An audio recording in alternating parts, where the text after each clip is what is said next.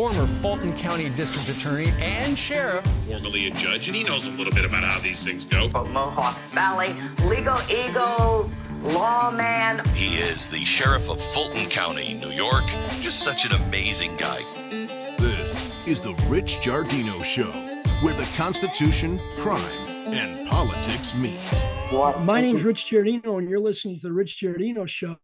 Today's guest is Canyon County, Idaho Sheriff Sheriff Donahue. Sheriff, welcome to the show. I appreciate you taking the time. Sheriff Donahue is completing his third term. He'll be starting his fourth term as sheriff. And in June, he's elevated as the president of the National Sheriff's Association, which is the largest organization representing over 3,000 sheriffs in the United States. And that is almost 95% of the sheriffs that he represents, in addition to 6,000 other members.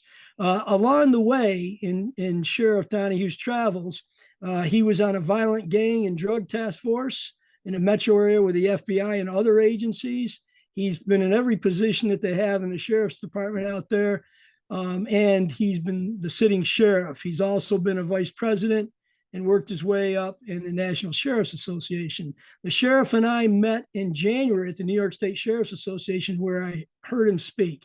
I don't want to take up a lot of valuable time, but he's got such an important message about what's going on. And the opening question is, Sheriff, people are going to say, Giardino, why do you have a sheriff from Idaho on to talk about the border and illegal immigrants? So, Sheriff, you go ahead and you tell us why I have you on to talk about the border and illegal immigration. Well, thank you. It's a great question, but the simple fact is, everything that comes through that border comes to me. We're about 1,200 plus miles from the border, depending on where you are geographically in our state, on the southern border, and realize, of course, we have a northern border with Canada as our state. So we get a double whammy here. This particular area, I'm right next to Boise, Idaho, which is the capital of Idaho. And we have the largest population. Our two counties are here. We have thoroughfare freeways coming from Utah, from Nevada, state highways coming up out of the same, and the confluence, including the Northwest Pacific highways, the Tri-Cities of Washington.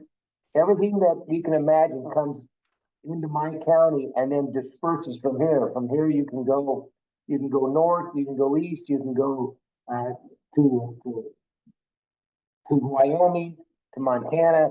So we're not just a depository for the cartel drugs that come through. We are a distribution point for the cartel. So they get it up to us, then we can track our dope clear to you, clear to Boston, Massachusetts, Missouri, and everywhere in between. And so that's why we've had such a problem with the cartels over the years. I've been basically in battle with the cartels for 20 years now. Like you said, back when I was an undercover officer, working with the FBI, up to this point being a sheriff. So whatever happens on that border happens to me, and all the drugs, the human trafficking, the smuggling comes into my county. Sheriff, people don't understand. It's not just people who want asylum coming across the border. It's criminals, it's people we can't account for, and it's the drugs. And I think the recent statistic, I think you cited it, is if you're between the ages of 16 and 30 in this country, it's the number one cause of death is fentanyl and drug overdoses. And we in my state, New York, which is not, they don't really, they're an asylum state, an asylum city. And then when they get them, they want to know what to do. They start shipping them upstate, and we upstate are saying, wait a second, we didn't sign on to this. But what's a sanctuary state, I'm sorry. But what's interesting is we've had an 800% increase in the last 12 months over the Canadian border into New York and Vermont and part of New Hampshire. And one thing I found fascinating that I didn't know about until I heard you speaking was that they can take a plane from Mexico, go to Canada, and then cross over here. So tell the public, even since you've been on the task force 20 years ago, things haven't changed. They've gotten worse, right? They've gotten a lot worse, and you're absolutely right. And you can look at it both generationally or just over the decades. cartels have had a tremendous amount of time to establish their base of operations, their operandi, how they do this. But your point to the northern border, 700 to 800% increase, and that has increased since I saw you in January on the northern border. So you're right. From an international visa standpoint, people can fly, have been flying, I should say, into Montreal on the east and Vancouver on the west. Now, once they get there, they make contact with the cartels, prearranged, through Snapchat, through social media, through TikTok, through phones, but realize that there's operators on the ground. This is like a military operation. They assign cartel people in those geographical districts, and then they manage the business from that standpoint. So they're not just flying in blind. They're flying in, then making contact, directed where to make contact with the people, get in this car, go to this location, and then they travel along that nearly 6,000 miles of what you have on the northern border, and then they infiltrate into the United States. And for instance, in Alberta, south of Alberta, they use different communities to, and I've been there, the reason I can tell that, I've been there working with the Royal Canadian Mounted Police and other officials, and they hide out in these communities and kind of isolated, and then they base their operations on both sides of the borders there. Well, the Canadian government is actually trying and have said some success in the last several weeks of slowing down some of those international flights on the visas to prohibit so many people coming in. But realize if we put that plug in place now, we're already too late. We've had so many people come into your area to cross the border, and it's not the people that come to the ports of entry that we're apprehending, which is bad enough. It's the gotaways that no one knows who or where they are today. A couple of things. I just have to do station identification. I ask you, if you like our conversation, to please hit like, share, and subscribe. And subscribe doesn't cost you anything. And we'll be on Apple, we'll be on YouTube, we'll be on Spotify and Ramble or Rumble. I don't have the name down. But Sheriff, one of the things that people don't understand is when immigrants come over, illegal, I'm going to say illegal, I don't want to get canceled by YouTube, but illegal immigrants come over the border. If they have children with them, immigration services can't ask the children if they're with them. So there's a lot of trafficking going on that people don't even understand that. I mean, my understanding is that the immigration services can't say to a child under 18, are you here your free will? Is this your parent? They can only ask the adult, is that your child? And that's a nightmare scenario. Yeah, it's really, this has been going on for years under this administration, and it has tied the hands of Customs and Border Protection. When these people come across and the policies in place restrict those officers from asking the questions they really need to ask. And if the people come in and say, yeah, this is my family, these are my children, and if there's no way to verify that, and they're all claiming asylum, well, of course, if it's a family unit, there's a different set of standards and policy versus a single male or a single female of any age description. So the government has really tied the hands of the very people who need to be asking those direct questions you spoke of. Yeah. And Sheriff, in New York recently, the Assembly, Democratic control, we have the Assembly, our Senate, and our governor all controlled by Democrats, as well as the Attorney General. And they just shot down a bill in committee that the Republicans allowed, which wanted to allow law enforcement to notify immigration services and the feds and Homeland Security if we arrest some immigrant and they're an illegal or any status, to notify them. They just shot down that bill, and they said, no, we're not going to allow police to notify the federal government when they stop somebody who may be here illegally. It's just ridiculous. And we had a case also recently where several immigrants, 8 or 10 of them, kicked and beat up New York City police officers. One got rearrested, and the judge said at the bail hearing, I'm very upset with you, and if you get arrested again, then I'm going to put you in jail. So, I mean, New York is just a hotbed of liberal activism, and they never admit that the problem is some of their policies or many of their policies, which is scary.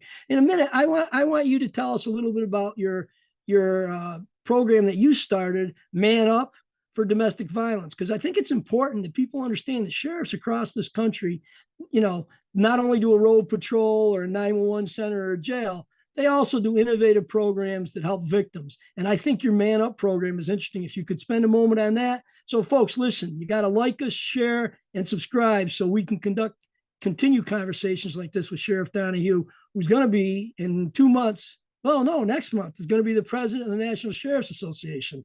So we had him here before he was president. So I want you to remember that. We're ahead of the curve. Go ahead, Sheriff.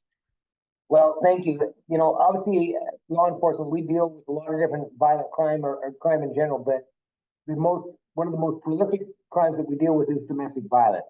Across this nation, up to 50% of all of our calls of service, regardless of what agency, is domestic violence. When I was on the task force, back when it started 2005, and I was on there for 6 years, and I was a detective prior to that, and a detective after those years. It came to me, God came to me, really. I mean, I came home one day and I told my wife, Jeannie, I said, God's compelling me to do something. All I see is domestic violence. There's got to be something we can do to slow this down.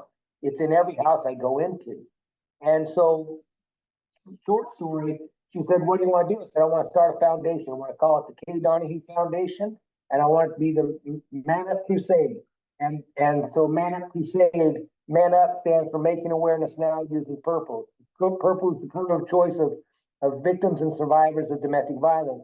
And so what we did was we built a program, a nonprofit, and set a board of directors, and then we started partnering with professional rodeos across this country. And in 2012, we launched it. We started with 2 rodeos in Idaho, 2 PRCA rodeos, pro rodeos. Now we're in 14, 15 states. We have 30-some events a year. We're with the TBR, we're with state fairs, county fairs. And what we do is we bring awareness. We simply bring awareness to the issue of domestic violence and encourage people to talk to their kids, to eliminate teen dating violence, and to help create healthier relationships to change the next generation of children. That's what the whole goal is, that we can start talking to these kids and say domestic violence is certainly not the path to go down, and no one deserves to be treated this way. And so our program is a public awareness campaign, nationally and internationally, and we have grown tremendously over these last 10 years. I want to thank you for that, because people, as I said before, usually Sheriff Donahue and I would tell people don't steal anything, but it's okay to steal good programs like this. And if you're in an area that doesn't have rodeos, we have some rodeos around here, but not many, but we have a lot of car races on Saturday night, a lot of tracks.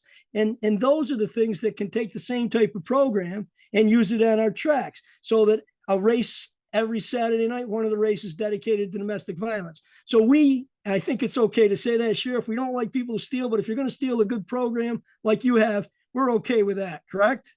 That's truly what's going to take. There's no event that can't have a public awareness on domestic violence. Purple Day, a Purple Night.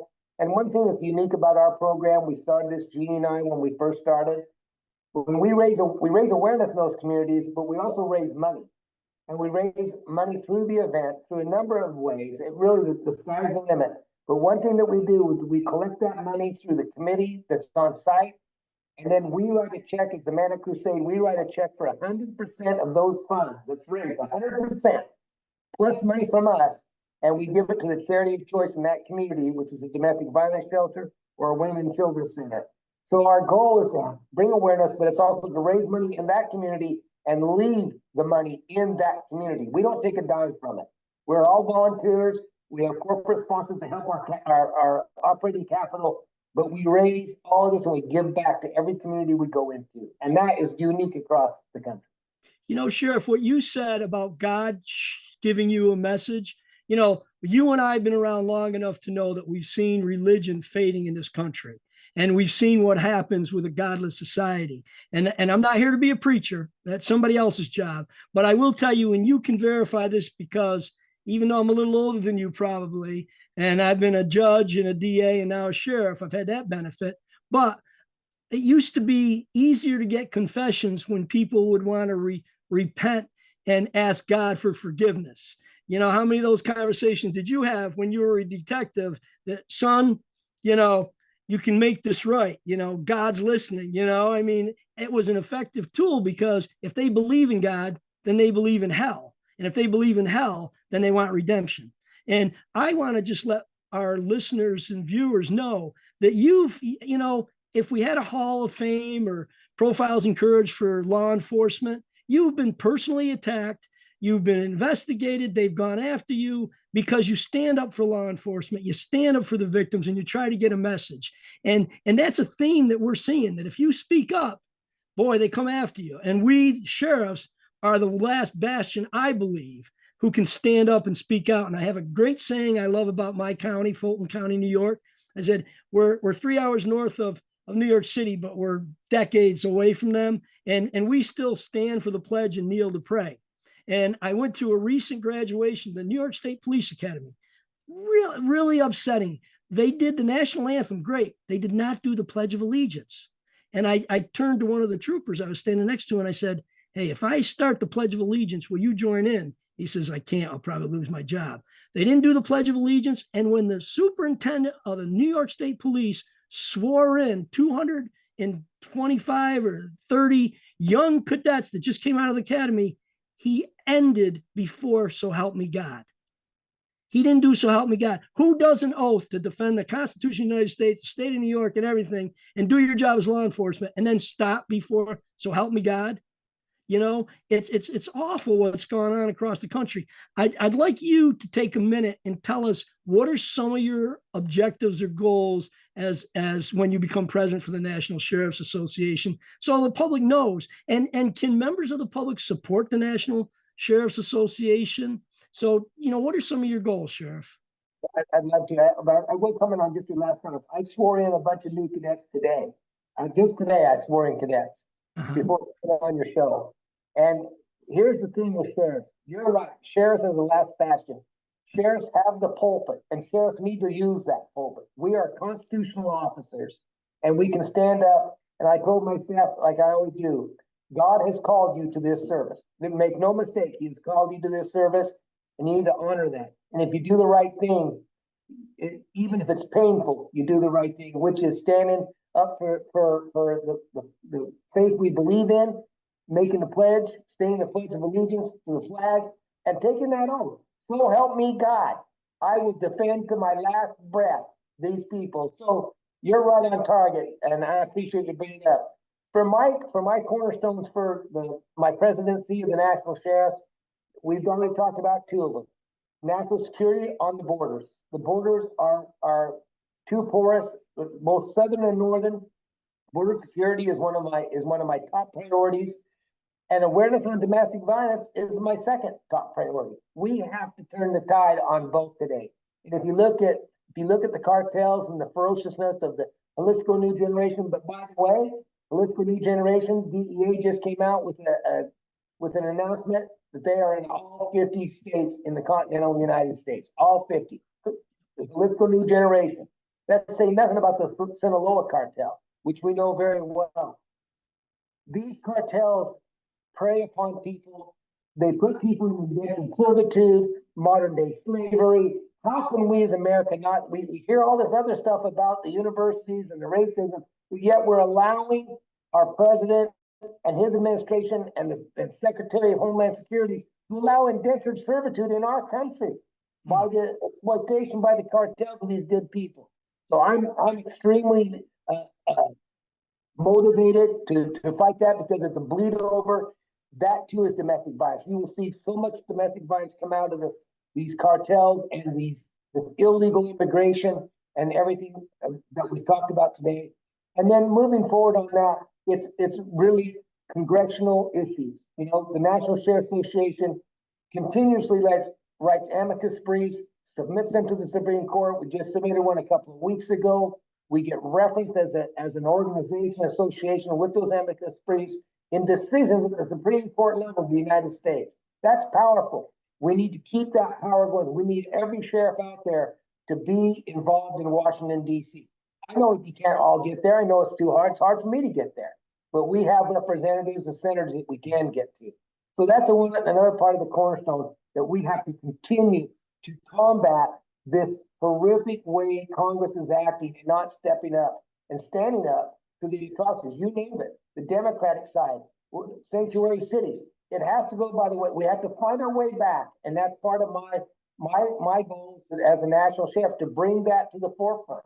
And then, of course, right down to states, individual states and their legislative actions. I will be calling upon every sheriff in America to join shoulder to shoulder, work with their legislative people inside their own states so we can use that as a stepping stone, and their governors to the congressional and Washington, D.C. level. And then finally, as you know, we recently, 2 years ago now, we met as the Southwest Border Sheriffs Conference. We met with Texas Border, the Western States Sheriffs Association, which represents about 1,000 sheriffs west of the Mississippi, and the NSA. And we formed, and major county sheriffs, big player. And we formed the American Sheriffs Alliance, Never been done before. And all of those groups, we are moving as one. I will continue. And I know Bill Brown, my counterpart with major county sheriffs, is right in step with me. We have to work together, and we have to work with our federal law enforcement partners, whether it's ICE or HSI or Customs Border Protection, ATF, FBI, you name the acronym. We have to give them support so they get supported in Washington, D.C. So their budgets aren't cut by 10% like they've done to the Customs Border Protection recently. Yeah. This is part of our job as sheriffs. We can't sit by the wayside while our federal law enforcement partners are being told, you can't do this. You're going to lose your job if you do the right thing. That, in a nutshell, is it's a lot. I can tell you that's a lot to take on and bite off, but that's what we in America have to do as sheriffs, and I'll be leading that charge for the next year plus. Well, strong leaders like yourself bring other strong leaders forward and make people stand up. I regret that I didn't stand up and do the pledge, but I thought that it wasn't appropriate. But that's what they want. They want you to think it's not appropriate, so you don't say anything. 2 quick points before we wrap up. One is, how come the national media has not publicized FBI Director Wray and Homeland Security Director, who both said in the last 6 months in congressional hearings that the borders are porous and criminals are coming in here and drugs are coming over? They both publicly admitted that, and the administration is not even listening, nor is the media letting the public know what the FBI and Homeland Security said. I mean, to me, how do we get the media on board, or is it podcasts like this and you speaking out that gets the message out? I think that's what it is. It's podcasts like this, and there needs to be more of it. People need to support your show, your podcast, so we can get the word out. But we have to continue to call out mainstream media and their allegiance to this Democrat liberal side, this administration that we have in place today. It's not going to be tolerated. It can't be tolerated, or we're going to lose as a country. And I think we have to continue to voice it. Again, we have the pulpit as sheriffs. We have the pulpit. We are not appointed by a city council. We're a mayor. We are elected by the people. And so we need to do that. We need to keep pressing our narrative. And it's like the American Sheriff's Alliance. We got to keep pressing that narrative. And I think if we can get a change in Washington administration, I think we'll see that come back. I think it's a tough road. I think we've got an uphill battle, but we can't quit, and we can't surrender to this ridiculous narrative and this ridiculous idea that we just need to ignore what's happening, what's right there in front of you. And one thing we need to do, Rich, is remind that mainstream media, these people who are victims, they're your people too. They're your family. You're not exempt here. Fentanyl doesn't care who you are. Everybody knows. And neither does the indentured servitude aspect and the cascading effects of that. You're all going to be victims. Your kids are going to be victims. Your families are going to be victims. You need to start taking a hard look at that. And I think those are the points that we fail to mention sometimes, and we need to do a better job of it. Well, I'll tell you what, you're probably with me, because one of my I call him my local philosopher, he asked me, he goes, what's the difference between a conspiracy theorist and facts? He said about 6 months. He said 6 months down the line, the facts show, it was a conspiracy, whether it's the COVID, whether it's the vaccine, whether, you know what has been also, I want to wrap it up because I really appreciate your time. I just don't want to jeopardize your time. But you know what was bothering me the last couple of months? They wanted police to go on campuses and take I fully support Israel and I fully support what they're doing. But I thought it was interesting that the same people who wanted to defund the police wouldn't let us protect police stations, wouldn't let us protect the city halls, are now saying, hey, please go in there and stop this. I mean, it's ridiculous what happens. But again, I want to thank you for coming on. I want to thank you for what you do. I'm glad I got you before you're president, because when you're president, you're going to say, Rich who from New York?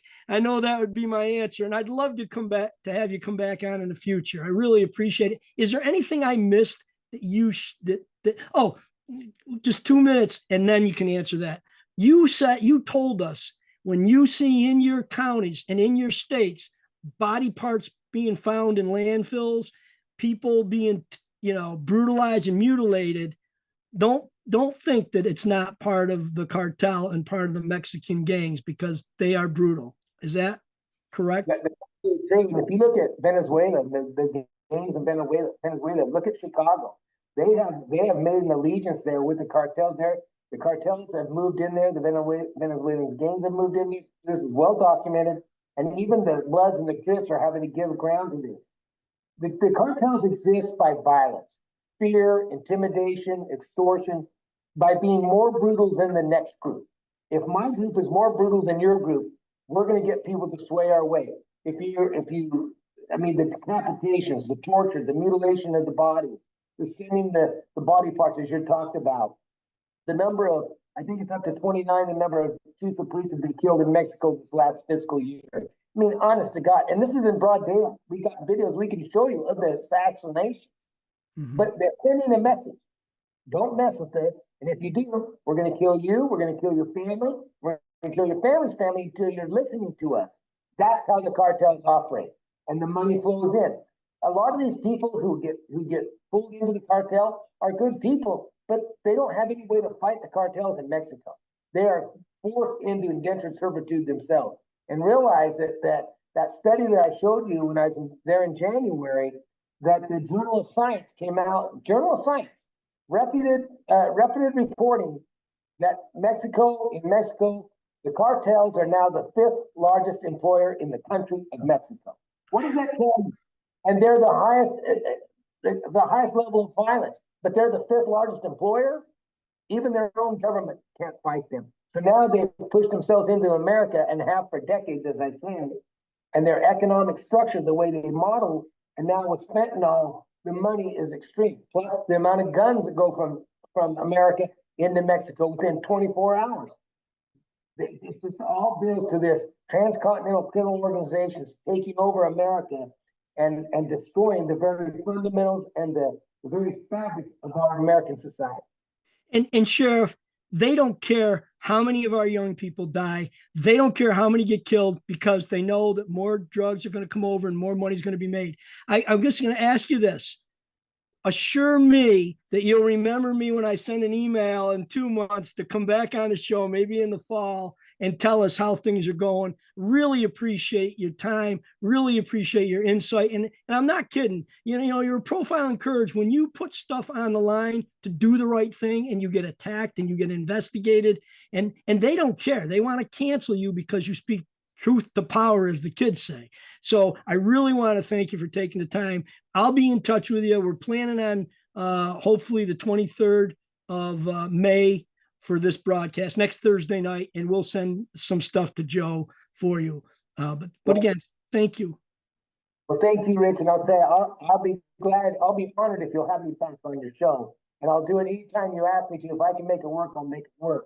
But I'll tell you this, and I say this with my own troops. We will never not stand our watch on the wall, and we will never surrender, whether it's to the liberal media, to a crooked administration, or to the cartels and the criminal element that are coming after our country. We're going to stand and hold the line no matter what. We're not going to back down. So thank you for doing what you do to have people like me come on your show. Well, thank you, because I'll tell you, I don't even have to ask. You are a guy who kneels to pray and stands for the pledge. I know that, and I know your heart. And thank you for being on, and thank you for raising God, because people don't understand. And I don't care what religion you are, you've got to believe that there's a higher power, because if not, the stuff we do means little. And we're here fighting, we are the thin blue line, and some people say that's racist, and I don't care, because I don't think it's racist. I think we deserve the same support as everybody else, and we deserve more, because every day a police officer gets shot or killed, the thin line gets a little thinner. Thanks a lot, Sheriff. Appreciate having you on. Please like, share this with your friends, and subscribe. That's how we keep these conversations going. And you let them know what a good sheriff Sheriff Donahue is, the next president. And you let them know you heard him before he was the president on the Rich Giardino Show. Thank you and have a good evening. Like and subscribe to The Rich Giardino Show, part of the Elite Influencer Network, wherever you get your podcasts. And we'll see you next time on The Rich Giardino Show, where the Constitution, crime, and politics meet.